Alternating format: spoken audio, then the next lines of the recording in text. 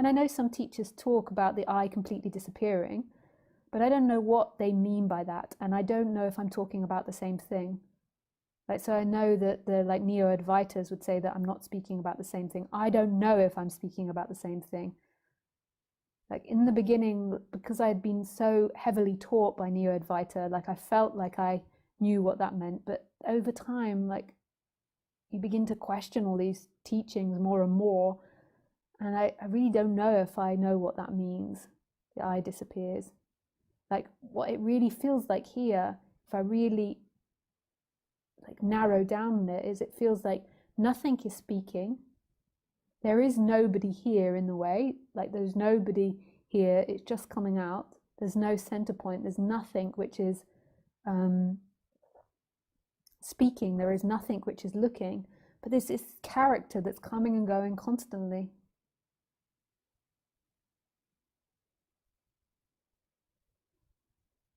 And this expression through this body will always, like in some way, have some form of identification with this body. Like it's like that nothingness that's experiencing isn't experiencing in the wall out there.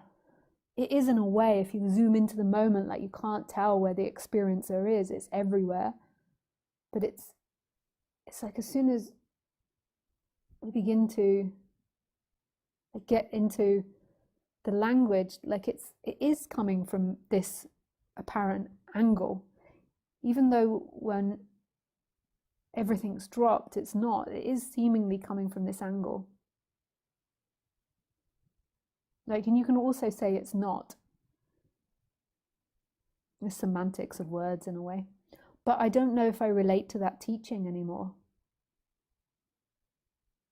I remember when I first had the energetic shift, I was like, my God, this makes no sense. Like no teaching touches this. No teaching touches this. But then when you become a teacher, you kind of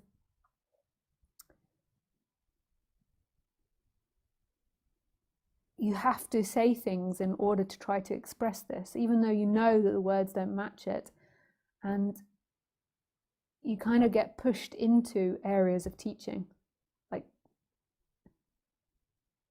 it's not anybody's pushing you, but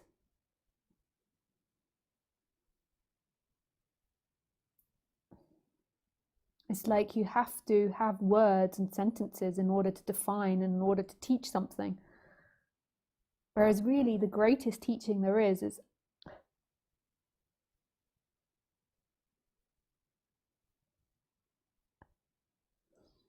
And the more that I on the human level has evolved, the more the teaching evolves through this body. Like the more it's not the teachings understood, but the more it's integrated into the body. So if you listen to me 5 years ago or 6 or 7 or 8 or 10 years ago, like it will be different from the way it is now. And it might even sound like it's contradictory, but it's because everything evolves. And so through this human body, it's seen in a different way.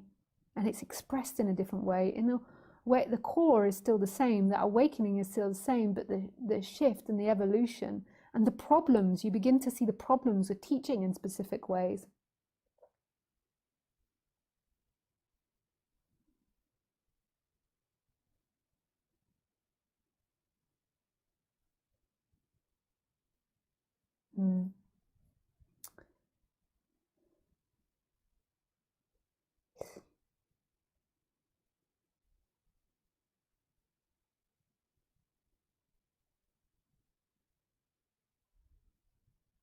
Maybe you become a little bit allergic after a while of teaching to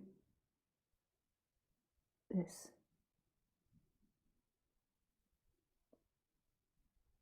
You meet so many people using these teachings in a destructive manner, which is okay. And like people, like seekers using it in a destructive way against each other and against themselves.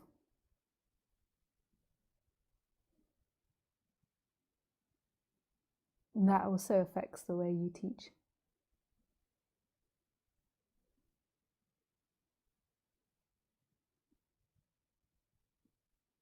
and so many no people thinking that they're enlightened. So no eyes thinking they're enlightened.